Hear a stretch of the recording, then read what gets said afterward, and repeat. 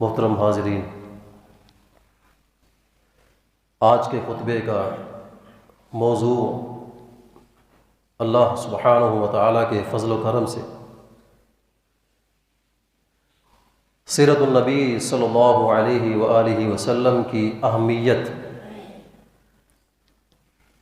اور اس کا مقام اور مرتبہ اور اس کے اوپر کی جانے والی کوششیں اور کاوشیں اور موجودہ دور کے تمام مسائل کا حل سیرت النبی صلی اللہ علیہ وسلم میں موجود ہے۔ اللہ تعالیٰ سے دعا ہے کہ اللہ سبحانہ و تعالی مجھے صحیح بات اور حق بات بولنے کی توفیق عطا فرمائے اور اس کے اوپر ہمیں عمل کرنے کی توفیق عطا فرمائے۔ حاضرین کرام، انسائیکلوپیڈیا آف برٹانیکا، برطانیہ کا ایک انسائیکلوپیڈیا ہے جس کو مرتب کرنے کے لیے کئی علماء نے شرکت کی اور 150 سے زائد پادری اس میں شریک ہوئے جو بڑے نامی گرامی تھے، عیسائی تھے، اور ان عیسائی پادریوں نے اس انسائیکلوپیڈیا میں یہ اعتراف کیا ہے کہ اگر کوئی بہت ہی بڑا مورخ، عیسائی مورخ جس کو تاریخ پر عبور حاصل ہو اور وہ بہت ہی کوشش اور کاوش کرنے کے بعد حضرت عیسیٰ علیہ السلام کی سیرت کو جمع کرنا چاہے، ان کے حالات، زندگی کے حالات کو قلم بند کرنا چاہے، تو وہ 50 دن سے زیادہ عیسیٰ علیہ السلام کی سیرت کو حاصل نہیں کر سکتا۔ اس کو عیسیٰ علیہ السلام کی زندگی میں صرف 50 دن ملیں گے۔ ویسے تو یہ مشہور ہے نا کہ 33 سال ان کی عمر تھی، 33 سال میں وہ اٹھا لیے گئے تھے۔ ان 33 سالوں میں صرف اس کو 50 سال ملیں گے، 50 دن ملیں گے، اس سے زیادہ وہ کامیاب نہیں ہو سکتا۔ موسیٰ علیہ السلام کی سیرت کو اگر کوئی جمع کرنا چاہے، کوئی یہودی، تو وہ بھی زیادہ کامیاب نہیں ہو پائے گا۔ موسیٰ علیہ السلام نے میدان تیہ میں 40 سال گزارے، کیسے گزارے، کیسے ان کی روٹین رہی، معاملات کیسے چلتے رہے، کوئی پتہ نہیں کسی کو۔ مدین میں 10 سال گزارے، ان کی کیا روٹین رہی، ترتیب کیسی رہی، کچھ پتہ نہیں۔ اسی طرح کسی بھی نبی کی سیرت ہو بہو کسی کو بھی معلوم نہیں ہو سکتی، لیکن واحد شخصیت ایک ایسی ہے دنیا کے اندر جن کی مکمل سیرت تاریخ کے اوراق میں چمک رہی ہے، نبی کریم صلی اللہ علیہ وسلم کی سیرت۔ کب پیدا ہوئے، والد کا نام کیا تھا، والدہ کا نام کیا تھا، دادا کا نام کیا تھا، پیدا کہاں پر ہوئے، دودھ کس نے پلایا، دودھ پینے کے لیے کہاں پر گئے، راستے میں کیا واقعات پیش آئے، چھوٹے بچپن کی عمر میں سینے کو چاک کیا گیا، دل کو نکالا گیا، فرشتوں کا جو معاملہ ہے اس کو صفائی کی گئی، پھر واپس آئے، دادا کی وفات کب ہوئی، ابو طالب، چچا ابو طالب کے پاس کتنے سال رہے، حجر اسود کو نصب کیا، یہ واقعہ کب پیش آیا۔ یہ نبوت کے پہلے کے واقعات بتا رہا ہوں، نبوت کے بعد تو پھر اور بھی انتہا ہو گئی، پھر صبح شام دوپہر رات ہر ایک لمحہ سیرت کی کتابوں میں چمک دمک رہا، اور یہ بہت بڑے اعزاز کی بات ہے، بہت بڑے اعزاز کی بات ہے۔ صرف اللہ کے نبی کی سیرت ہے صلی اللہ علیہ وسلم، اور کسی کی سیرت نہیں جو اتنی محفوظ ہے اور اس قدر اس کے اوپر محنت ہوئی ہے۔ حتیٰ کہ یورپ کا ایک مستشرق کہتا ہے، گولڈ ڈگر کہتا ہے، مستشرق اسے کہتے ہیں کہ جو مغرب میں رہنے والا عالم دین، جو ان کا عالم ہوتا ہے، وہ مشرق کا علم حاصل کرے. مستشرق جو مشرق میں رہنے والے جو لوگ ہیں ان کے علوم کو سیکھے، یعنی اسلامی علوم کے اوپر مہارت حاصل کرے. اس کی وجہ یہ ہوتی ہے کہ تاکہ وہ اسلام کے اوپر اعتراض کرے. وہ قرآن بھی پڑھتے ہیں، بخاری بھی پڑھتے ہیں، مسلم شریف بھی پڑھتے ہیں، شاید ہم نہیں اتنا پڑھتے جتنا وہ پڑھتے ہیں اسلام کے اوپر اعتراض کرنے کے لیے. وہ اس قدر دشمن، گولڈ ڈگر اتنا دشمن ہے اسلام کا، اسلام مخالف ہونے کے باوجود وہ یہ بات کہتا ہے کہ سچ اور جھوٹ کو پرکھنے کے لیے اپنے نبی صلی اللہ علیہ وسلم کی جو احادیث ہیں ان میں سے صحیح اور ضعیف کو جدا جدا کرنے کے لیے، ان کو پرکھنے کے لیے کہ سچی کون سی ہیں، ضعیف کون سی ہیں، جھوٹ کیا ہے، سچ کیا ہے، مسلمانوں نے جو علوم حدیث متعارف کروایا ہے اور اس علوم حدیث کی شاخوں میں ایک شاخ الجرح والتعدیل ہے کہ جس کے تحت محدثین نے 5 لاکھ راویوں کے حالات قلم بند کیے. 5 لاکھ راویوں کے جنہوں نے اللہ کے نبی صلی اللہ علیہ وسلم کی احادیث کو روایت کیا. 5 لاکھ، یہ کوئی فالتو بات نہیں ہے، یہ بڑا محنت کا کام ہے. 5 لاکھ راویوں کے، کون کب پیدا ہوا، کتنی عمر پائی اس نے، ہر راوی کے استاد کتنے ہیں، اس نے کس کس شہر کے سفر کیے، جس استاد سے وہ حدیث بیان کر رہا ہے اس سے اس کی ملاقات ثابت ہے کہ نہیں،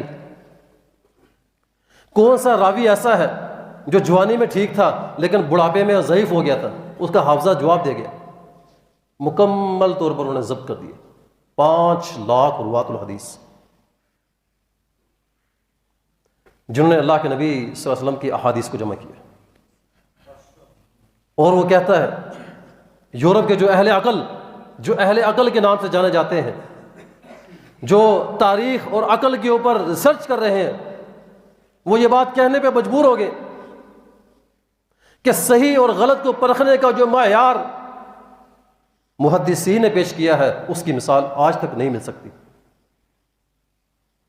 جو محدثین نے حدیث کے راویوں کی فہرست تیار کی. اتنا بڑا کام کیوں ہوا ہے میرے بھائیوں ساتھیوں، اتنی جان فشانی کا کام، اتنی محنت کا کام. جن محدثین نے یہ کام کیا ہے، اگر ان کے حالات زندگی آپ پڑھ لیں تو آپ کے اوپر دقت طاری ہو جائے گی. کیسے کیسے انہوں نے سفر کیے، بھوکے رہے، کھانے نہیں کھائے، اور کس طرح انہوں نے ان حدیثوں کو جمع کرنے کے لیے کیسی محنتیں کی. یہ اللہ کے نبی صلی اللہ علیہ وسلم کی سیرت کو جمع کیا جا رہا ہے. اب سوال یہ ہے کہ اللہ کے نبی صلی اللہ علیہ وسلم کی جو سیرت ہے اتنی باریک بینی کے ساتھ جمع کیوں کی گئی؟ یہ بڑا اہم سوال ہے. محدثین نے اپنی جوانیاں کھپا دی، انہوں نے اپنے گھر بار چھوڑ دیے، سفر کیے، صعوبتیں برداشت کی. اتنی محنتیں کیوں ہوئی ہیں اس پر؟ یہ بہت اہم سوال ہے. اس کا ایک جواب تو یہ ہے کہ اس کے اوپر کام اتنا زیادہ اس لیے ہوا ہے کہ اللہ کے نبی صلی اللہ علیہ وسلم چونکہ قیامت تک کے لیے نبی ہیں اور ان کے بعد کوئی نبی آنے والا نہیں ہے، تو اس لیے ان کی جو سیرت ہے، ان کے جو اقوال ہیں، جو اللہ کے نبی صلی اللہ علیہ وسلم کے جو افعال ہیں، ان کو محفوظ کر لیا گیا ہے تاکہ قیامت تک کے لیے ہر ایک کے لیے اس میں رہنمائی موجود رہے گی. کیونکہ نبی تو کوئی نہیں آنے والا، تو یہی اللہ کے نبی کی سیرت چلے گی. اور دوسرے نمبر پر اللہ کے نبی کی سیرت کو اتنا محفوظ کیوں کیا گیا؟ اس لیے کہ نبی کریم صلی اللہ علیہ وسلم قیامت تک کے لیے نبی ہیں. اور صحیح مسلم میں یہ حدیث ہے کہ نبی کریم صلی اللہ علیہ وسلم نے فرمایا واللہ، اللہ کی قسم، لا يسمع بی یہودی ولا نصرانی ثم لا یؤمن بی الا دخل النار. مشرق و مغرب، شمال جنوب میں رہنے والا کوئی یہودی ہو، کوئی نصرانی ہو، جس تک میری رسالت کی بات پہنچ جائے کہ اللہ کے نبی آ چکے ہیں، یہ ان کی رسالت ہے، یہ ان کا پیغام ہے، پھر وہ مجھ پر ایمان نہیں لائے گا، وہ جہنم میں داخل ہو جائے گا۔ اس سے معلوم ہوا کہ نبی کریم صلی اللہ علیہ وسلم کی رسالت نجات کا معیار ہے، اللہ کے نبی کی سیرت نجات کا معیار ہے، اس کے بغیر نجات ممکن نہیں ہے بالکل۔ تو جب اللہ کے نبی کی سیرت نجات کا معیار ہے تو اس کا لازمی یہ تقاضا ہے کہ وہ اتنی عام ہو، اتنی زیادہ پھیل جائے اور اتنا اس کے اوپر کام ہو کہ ہر شخص اس سے اپنے لیے سبق حاصل کرے۔ اس لیے اس کے اوپر اتنا کام ہوا ہے اور محنتیں ہوئی ہیں اس پر۔ علامہ ابن تیمیہ رحمۃ اللہ علیہ فرماتے ہیں کہ اللہ سبحانہ و تعالیٰ کی مخلوق ہے، ساری بڑی مخلوق ہے۔ آج کے دور میں اگر حساب لگایا جائے تو 700 کروڑ سے بھی زائد انسان موجود ہیں جو زندہ موجود ہیں، اس سے بھی زائد ہیں، کئی 7 ارب سے زائد لوگ آ رہے ہیں جا رہے ہیں، یہ سلسلہ چل رہا ہے۔ تو اللہ سبحانہ و تعالیٰ کی یہ مخلوق ہے، یہ اللہ سبحانہ و تعالیٰ کا قانون رہا ہے، یہ بات یاد رکھ لیں، یہ اللہ کا قانون رہا ہے کہ اللہ کی مخلوق کو جس چیز کی سب سے زیادہ ضرورت ہوگی اتنی ہی وہ چیز عام ہوگی۔ مخلوق کو زندہ رہنے کے لیے سانس لینے کی ضرورت ہے، کوئی پہاڑوں میں ہو، کوئی میدانوں میں ہو، کوئی کہاں پر ہو، اس کو آکسیجن ملے گی، آکسیجن ہر جگہ پر ملے گی، کیونکہ اس کے بغیر زندہ رہنا ممکن نہیں۔ پانی کی ضرورت ہے، پانی کو عام کر دیا، دریا بہا دیے، سمندر جاری کر دیے، خشکی سے زیادہ پانی ہے زمین پر۔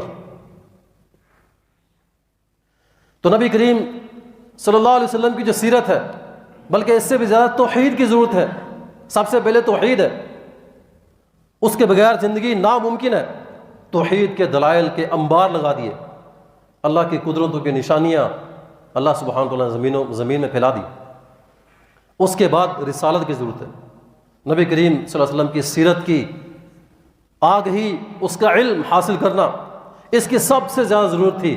اس لیے اس کے اوپر اتنا زیادہ کام ہو گیا، اتنی کتابیں لکھ دی گئیں اور اس کو اتنا زیادہ پھیلا دیا گیا کہ ہر روز اللہ کے نبی صلی اللہ علیہ وسلم کی سیرت کے نئے نئے دلائل دیکھنے کو مل رہے ہیں۔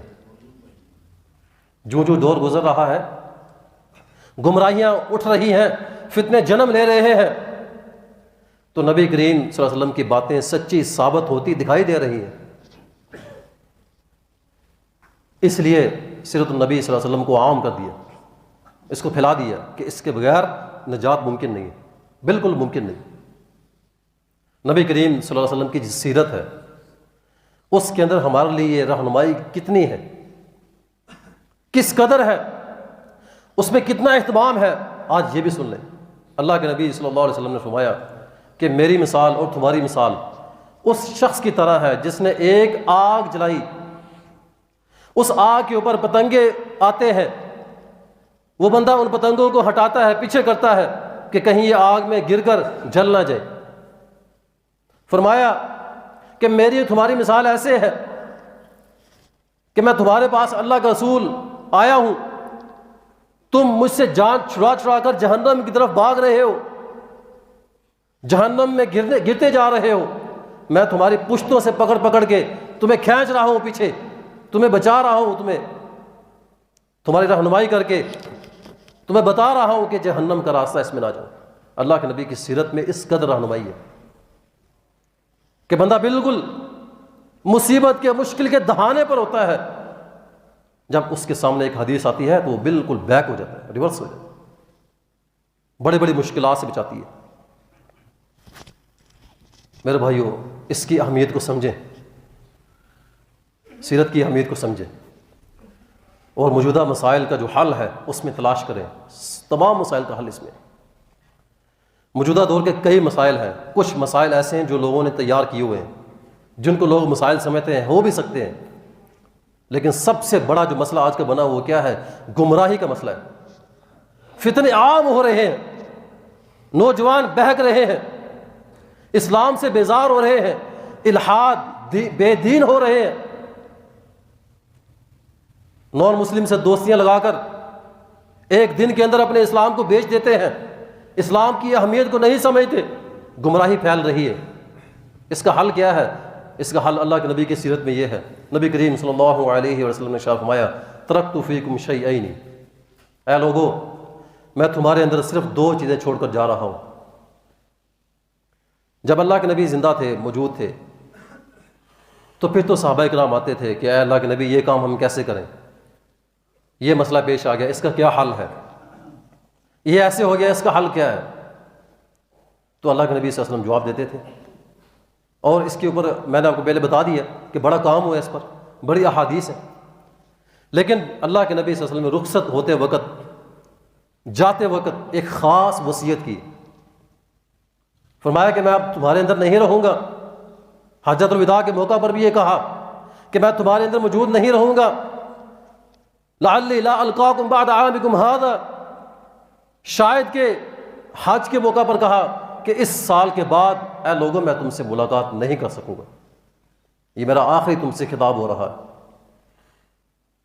کیا فرمایا کہ تمہارے اندر جو 2 چیزیں چھوڑ کر جا رہا ہوں ان کو تھام لو، مضبوطی سے پکڑ لو، ان کے اوپر عمل کرو، ان کی تعلیم کو عام کر دو، اپنے بچوں کو ان کی تعلیم دو.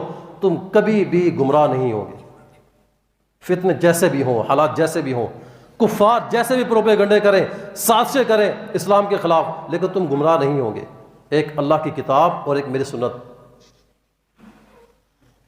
وَلَن يَتَفَرَّقَا حَتَّى يَرِدَ عَلَيَّ الْحَوْض، اور یہ دونوں جدا نہیں ہو سکیں گے، دونوں ایک دوسرے سے جدا نہیں ہوں گے یہاں تک کہ حوض کوثر میں میرے پاس جمع ہو جائیں گے.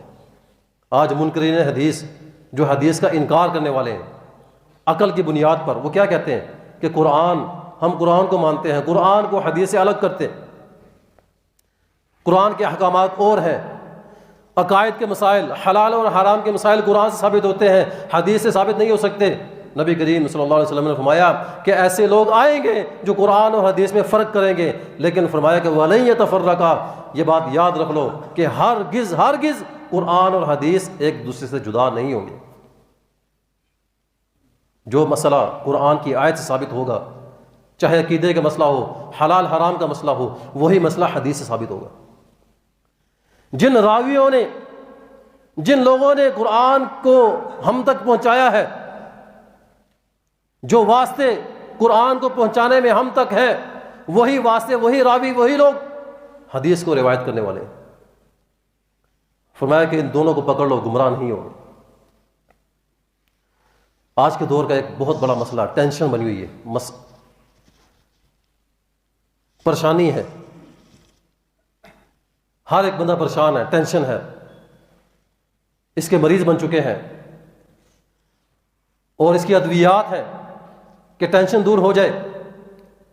میرے بھائیو، ٹینشن کا اور پریشانی کا علاج بھی سیرت النبی صلی اللہ علیہ وسلم میں. علامہ ابن تیمیہ رحمۃ اللہ علیہ کے پاس ایک فلسفی آیا، صنابحی اس کا نام ہے. مولانا ابوالکلام آزاد نے اس کو رسول رحمت میں درج کیا. صنابحی اس کا نام ہے. اس نے کہا کہ اے شیخ، میں بہت بڑا عقل کا ماہر ہوں، فلسفی ہوں، بڑی بڑی گتھیاں سلجھا دیتا ہوں، بڑے بڑے مسائل کو حل کر دیتا ہوں، عقل میں نے بہت آگے کام کیا ہے، لیکن مجھے دل کا سکون نہیں مل رہا. میں آپ کے پاس چل کر آیا ہوں، آپ مجھے کوئی ایسا نسخہ بتائیے، کوئی ایسی بات بتائیے کہ مجھے دل کا سکون ملے. اس سے معلوم ہوا کہ دل کے سکون اور اطمینان کے بغیر اس زندگی کا مزہ ادھورا ہے، کوئی مزہ ہی نہیں اس کا. جب تک دل کا سکون نہیں ہوگا، دل کا سکون دنیا میں نہیں ہے، مال و دولت میں نہیں ہے، گھر بار میں نہیں ہے. انہوں نے کہا کہ مجھے بتائیے، مجھے دل کا سکون حاصل ہو. فرمایا اے سائل، سوال کرنے والے، اللہ کے نبی صلی اللہ علیہ وسلم کی سیرت کا مطالعہ کر لے، تمہارے دل کی پریشانی دور ہو جائے گی. وہ کیسے؟ نبی کریم صلی اللہ علیہ وسلم کی سیرت میں ایسے ایسے واقعات ملیں گے. میرے اوپر پریشانی آتی ہے، کوئی مسئلہ آتا ہے، گھر میں کوئی پریشانی آتی ہے، اللہ تعالیٰ سب کو محفوظ رکھے. نبی کریم صلی اللہ علیہ وسلم نے شاہ فرمایا کہ جب تم میں سے کسی کے اوپر پریشانی آئے، کوئی مصیبت آئے، تو اس کو چاہیے کہ وہ میری پریشانی کو یاد کر لے. یعنی اللہ کے نبی کی مصیبت کو یاد کرے، وہ اپنی پریشانی کو ہلکا محسوس کرے گا. اللہ کے نبی کی سیرت کو پڑھیں گے اپنی پریشانیاں بھول جائیں گے. تو پریشانیوں کا حل اس میں موجود ہے. اب اقتصادیات کی بات کر لیتے ہیں. بڑی بڑی ملٹی نیشنل کمپنیاں ہیں، بینکنگ سسٹم ہے، لوگوں کے اموال کو جکڑنے کا بہت بڑا سسٹم پھیلا ہوا ہے. لوگوں کے مالوں کو ہتھیا لیتے ہیں، لوٹ لیتے ہیں.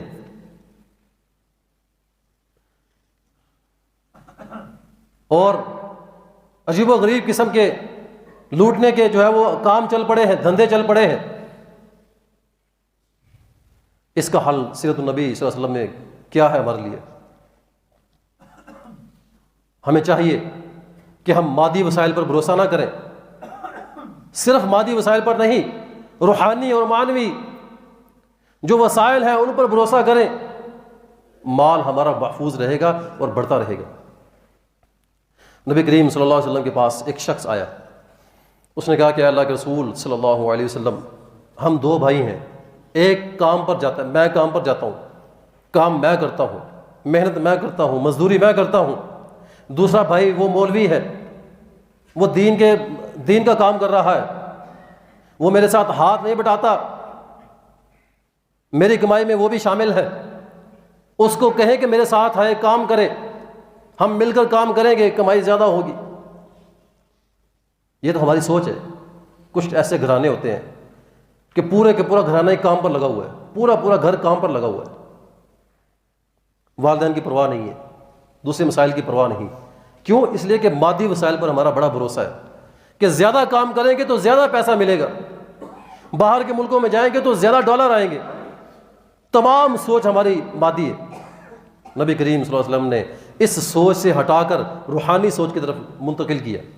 فرمایا لعلک ترزق بہ، کام تو کرتا ہے، دوسرا دین کا کام کرتا ہے، لیکن تجھے جو رزق ملتا ہے، تیری جو دکانداری چلتی ہے، تیری جو تجارت چلتی ہے، تیرا جو مال بڑھتا ہے، وہ اس بندے کی وجہ سے بڑھتا ہے جو دین کا کام کر رہا ہے. اور ایسے کئی واقعات ہیں کہ ایک بچے کو دین کے لیے وقف کیا، پورے گھر میں سکون آ گیا، برکتیں آ گئی، اللہ کی رحمتیں آ گئی. اسی طرح اللہ کے نبی صلی اللہ علیہ وسلم نے فرمایا کہ انما تنصرون وترزقون الا بضعفائکم. جنگ کے موقع پر، جنگ کے موقع کے اوپر کفار کے پاس بڑے وسائل ہوتے ہیں، اسلحے ہوتے ہیں، ہتھیار ہوتے ہیں. فرمایا کہ تم ہتھیار کے بل بوتے پر کام نہیں آؤ گے، کامیاب نہیں ہو سکو گے. اللہ کی طرف سے جو مدد آئے گی وہ تمہارے کمزوروں کی وجہ سے آئے گی. روحانی وسائل کی طرف منتقل کیا. علامہ عبد الرحمن بن ناصر السعدی رحمہ اللہ فرماتے ہیں، بہت بڑے مفسر گزرے ہیں سعودیہ کے. وہ فرماتے ہیں کہ عموماً یہ ہوتا ہے کہ جو کام کرنے والا ہوتا ہے، تاجر ہوتا ہے، وہ محنت کر رہا ہوتا ہے، ڈیوٹی دے رہا ہوتا ہے، اور وہ سمجھ رہا ہوتا ہے کہ میں ڈیوٹی دے رہا ہوں، میں محنت کر رہا ہوں اور مجھے اس کا صلہ مل رہا ہے. تو لہٰذا وہ اللہ سے دعا زیادہ نہیں کرتا، کیونکہ اس کو اپنی محنت پر کچھ نہ کچھ بھروسہ ہوتا ہے کہ میں محنت کرتا ہوں، مجھے ملتا ہے، تنخواہ ملتی ہے. لیکن وہ جو ڈیوٹی کرنے والا ہوتا ہے، اس کے گھر میں کمزور لوگ ہوتے ہیں. کوئی معذور ہوتا ہے، کوئی اپاہج ہوتا ہے، بوڑھے والدین ہوتے ہیں، چھوٹے بہن بھائی ہوتے ہیں جن کے پاس اتنی سکلز نہیں ہوتی، اتنے ہنر نہیں ہوتے کہ وہ کام دھندا کر سکیں اور کاروبار کو چلا سکیں. وہ اس کی کمائی سے کھاتے ہیں. لیکن ہوتا کیا ہے، ان کے دل میں رحم آتا ہے، والدین کے دل میں، کمزور بہن بھائیوں کے دل میں رحم آتا ہے کہ ہمارا بڑا بھائی سربراہ کام کرتا ہے. تو وہ اللہ سے دعا کرتے ہیں کہ یا اللہ اس کے کام میں برکت فرما، اس کی ڈیوٹی میں برکت فرما، اس کے کاروبار کو اچھا کر دے، اس کی محنت میں رنگ لا. فرمایا کہ ان کی دعاؤں کی وجہ سے تو تیرا کام چل رہا ہوتا ہے. یہ بات سمجھنا کہ میرے پاس سکل اور ہنر ہے، یہ تو قارون نے کہا تھا. پھر اس کا انجام کیا ہوا سب کو پتہ ہے. قارون نے بات کہی تھی کہ میرے پاس جو مال ہے، جو دولت ہے، جو گھر بار ہے، یہ میرے ہنر کی بنیاد پر ہے. میرے پاس ہنر ہے. اس کے پاس سریلی آواز تھی، گاتا تھا. اس نے کہا میرے پاس میرا ہنر ہے، تو اللہ سبحانہ و تعالیٰ نے مجھے میرے ہنر کی بنیاد پر دیا ہے. اس کا مطلب یہ ہوا کہ جس کے پاس ہنر نہیں ہوگا اس کو دنیا نہیں ملے گی. قارون کا یہ نظریہ تھا، جس کے پاس ہنر ہوگا اس کو ملے گا. فرمایا کمزور جو بندہ ہوتا ہے اس کی دعا کی وجہ سے تیرا کام چل رہا ہوتا ہے، روحانی جو ہے اس کی طرف منتقل کیا۔ سیاست میں دیکھ لیں اللہ کے نبی کی سیرت میں کیا رہنمائی ہے سیاست میں۔ داخلی جو امور ہے ہمارے داخلی امور میں کیا ہے؟ سود خوری عام ہو رہی ہے، ڈاکے ڈالے جا رہے ہیں، لوٹ خسوٹ ہو رہی ہے، حقوق مارے جا رہے ہیں، بد امنی پھیل رہی ہے، سارے یہ معاملات پھیل رہے ہیں، مہنگائی عروج پر ہے، چیزیں مہنگی ہو رہی ہیں۔ یہ داخلی امور ہے ہمارے۔ سیرت میں کیا رہنمائی ہے؟ اللہ کے نبی صلی اللہ علیہ وسلم نے فرمایا کہ جب عوام یہ بات یاد رکھ لیں، تبصرہ کرنے والے یہ بات نہیں بتائیں گے آپ کو، جب عوام ایسے کام کرے گی تو اللہ سبحانہ و تعالی ان کے اوپر بے رحم حکمران مسلط کر دے گا۔ اللہ تعالیٰ ان کے اوپر بے رحم، جو ان پر رحم نہیں کھائیں گے، حکمران مسلط کر دے گا۔ کیوں کرے گا؟ ان کے گناہوں کی وجہ سے، ان کے کرتوتوں کی وجہ سے۔ اگر وہ اپنے آپ کو ٹھیک کر لے، ان اللہ لا یغیر بقوم، اللہ تعالیٰ کسی قوم کو تبدیل نہیں کرتا، ان کی اصلاح نہیں ہوتی، مہنگائی ختم نہیں ہوگی، یہ مسائل ختم نہیں ہوں گے جب تک وہ قوم اپنے آپ کو اپنے اندر سے اپنے گھر کو تبدیل نہ کر لے۔ حکمران جو بھی آ جائیں، لیکن اگر ہم اپنے اندر تبدیل نہیں کریں گے تو کیسے مسئلے حل ہوں گے؟ یہ اللہ کے نبی کی سیرت ہے کہ حکمران، برے حکمرانوں کا مسلط ہونا، یہ اپنے کرتوت اگر ہم بدل لیں، اپنے جو بدعمالیاں ہیں، کبیرہ گناہ جو عام ہو چکے ہیں، ان کو اگر بدل لیا جائے تو اللہ کے نبی صلی اللہ علیہ وسلم کی یہ بشارت ہے کہ اللہ تعالیٰ کی طرف سے فراوانی ہو جائے گی۔ مہنگائی جو عام ہو چکی ہے، اس پر کیا رہنمائی ہے؟ میرے بھائیوں، یہ تادیر نہیں ہے۔ کوئی بھی مشکل، مصیبت، پریشانی ہمیشہ کے لیے نہیں ہوتی، ٹل جاتی ہے۔ ان مع العسر یسرا، تنگی کے ساتھ آسانی ضرور ہوگی، یہ اللہ کا قاعدہ قانون ہے۔ اس لیے اس میں پریشانی کی کوئی بات نہیں ہے۔ اللہ تعالیٰ سب کے لیے آسانیاں پیدا فرمائے۔ جو خارجی امور ہے سیاست کے، امریکہ کا پریشر ہے، فلاں ہے، اس کے لیے کیا ہے؟ اللہ کے اوپر بھروسہ کریں، اللہ کے ساتھ تعلق کو مضبوط کریں۔ ان تنصروا اللہ ینصرکم، اللہ کے دین کی مدد کریں، اللہ تمہاری مدد کرے گا۔ اور اللہ نے جو ان کو دیا ہوا ہے کافروں کو، آج کفار کا جو کچھ نہ کچھ غلبہ ہے، یہ اللہ کا قانون ہے کہ اللہ نے باطل کو قائم کیا ہوا ہے۔ باطل کو بھی اللہ نے قائم اس لیے کیا ہوا ہے کہ جو آزمائش والا جو مرحلہ ہے وہ چلتا رہے، ورنہ دنیا کا جو آزمائش ہے ختم ہو جائے گی۔ اگر حق غالب آ گیا تو آزمائش ختم ہو جائے گی۔ باطل کو اس لیے قائم کیا ہے، کچھ نہ کچھ ان کو اللہ نے دنیا میں دیا ہوا ہے کہ حق اور باطل کا مارکا شروع سے لے کر آخر تک چل رہا ہے۔ اور باطل جب قائم ہوتا ہے، جب سر اٹھاتا ہے، جب ایک حد سے گزرتا ہے، تو پھر اللہ سبحانہ و تعالیٰ حق کی جو ہے وہ ٹھوکر اس کو مارتا ہے، باطل پارا پارا ہو جاتا ہے، ریزہ ریزہ ہو جاتا ہے۔ اللہ کے نبی صلی اللہ علیہ وسلم کی سیرت میں یہ رہنمائی موجود ہے۔ اسی طرح حکومتوں کے جو مسائل ہیں ان کو حل کرنے کے لیے سیرت نبی کے میں کیا رہنمائی ہے؟ کوئی بھی حکومت دنیا میں جو وجود میں آتی ہے، اس کے 6 ایجنڈے ہوتے ہیں، 6 نقطوں پر اس نے کام کرنا ہوتا ہے۔ سب سے پہلے عوام کے دین کی حفاظت،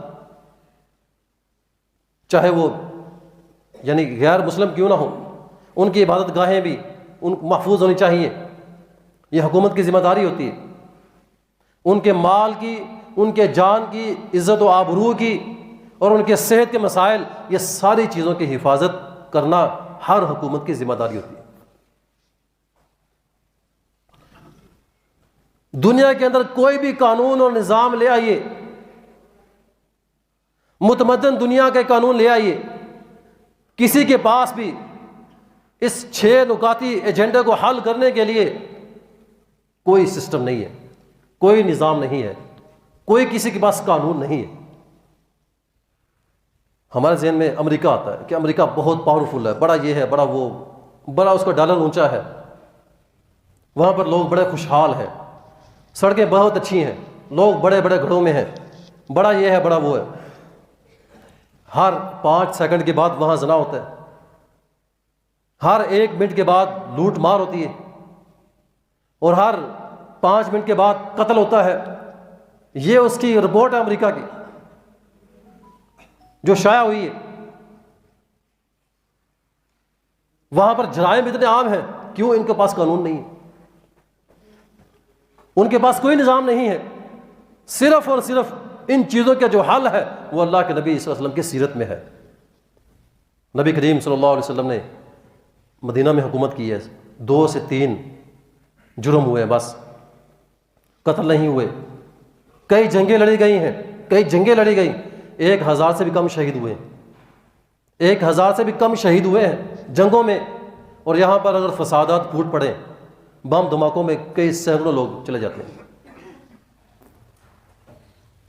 میرے بھائیوں، سعودیہ میں یہی قانون ہے، اور وہاں پر جرائم کی شرح کم ہے۔ اللہ کے نبی صلی اللہ علیہ وسلم کی جو سیرت ہے اس میں ہمارے لیے اسوہ ہے، ہر چیز کا حل اس میں موجود ہے۔ اب انسان کی جو صحت کے مسائل ہیں اس کا بھی حل سیرت النبی میں موجود ہے۔ دانت ہے، ان میں درد ہو جائے تو بندے کو برداشت نہیں ہوتی، کیڑا لگ جائے اس کا بہت انسان کو احساس ہوتا ہے، نیند نہیں آتی۔ ان دانتوں کی صفائی کے لیے، ان کی حفاظت کے لیے اللہ کے نبی صلی اللہ علیہ وسلم نے مسواک پر زور دیا ہے، مسواک پر زور دیا۔ ام المؤمنین عائشہ رضی اللہ عنہ سے پوچھا گیا کہ نبی کریم صلی اللہ علیہ وسلم جب گھر میں آتے تھے سب سے پہلا کام کیا کرتے تھے؟ یہ بڑا اہم سوال ہے، بہت اہم سوال ہے۔ میں نے کہا نا کہ سیرت محفوظ ہے، اللہ کے نبی کی سیرت کا ایک ایک گوشہ محفوظ ہے۔ گھر میں آتے تھے تو پہلا کام کیا کرتے تھے؟ آج کے دور میں اگر آپ کسی سے پوچھیں کہ فلاں بڑے صاحب جب گھر میں آتے ہیں تو کیا کام کرتے ہیں، کسی کو پتہ ہی نہیں ہوگا۔ یہ کسی کی شان نہیں ہے، یہ صرف اللہ کے نبی کی شان ہے کہ ان کا ایک ایک گوشہ محفوظ ہے۔ فرمایا کہ اللہ کے نبی صلی اللہ علیہ وسلم مسواک کرتے تھے۔ اور تو اور جب اللہ کے نبی صلی اللہ علیہ وسلم کی بیماری تھی، رخصت ہو رہے سے دنیا سے، عبد الرحمن بن ابی بکر گھر میں تشریف لائے، مسواک کر رہے تھے۔ اللہ کے نبی صلی اللہ علیہ وسلم بول نہیں سکتے تھے، سکت نہیں تھی، آنکھوں سے دیکھ رہے تھے، گویا کہ آنکھوں سے کہہ رہے ہیں کہ مجھے مسواک چاہیے۔ تو ام المؤمنین عائشہ رضی اللہ تعالیٰ عنہا نے ان سے مسواک لی، ان کو دی، لیکن چبا نہیں سکتے تھے، تو پھر انہوں نے چبائی اپنے منہ میں، پھر اللہ کے نبی کو دی۔ اللہ کے نبی صلی اللہ علیہ وسلم نے اس نازک مرحلے میں بھی مسواک کیے۔ وہ نازک جو وقت ہے، نازک وقت، کئی کام ہوتے ہیں بندے کو، کئی وصیتیں کرنی ہوتی ہیں، اس میں مسواک کی ہے، اور اس کی اہمیت کو بتلا دیا امت کو کہ اس کی کتنی اہمیت ہے۔ ناک کے اندر، یہ پچھلے کووڈ میں کیا کہا جاتا تھا کہ وضو میں جو ہے وہ کووڈ کا حل موجود ہے۔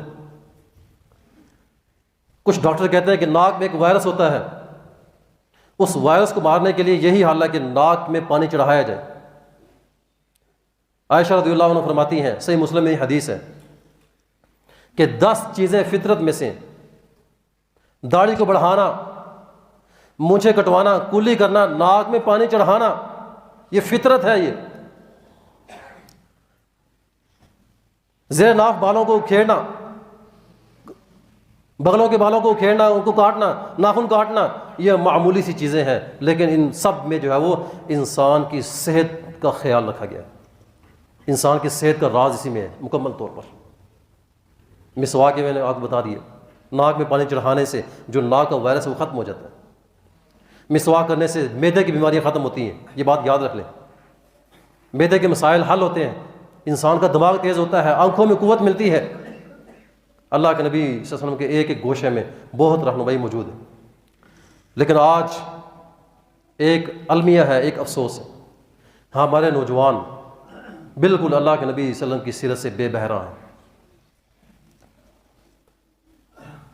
آپ یقین کر لیں، کسی سے پوچھ لیں کہ اللہ کے نبی کا نام کیا ہے، شاید کئی لوگوں کو اللہ کے نبی صلی اللہ علیہ وسلم کا نام پورا نہ آتا ہو،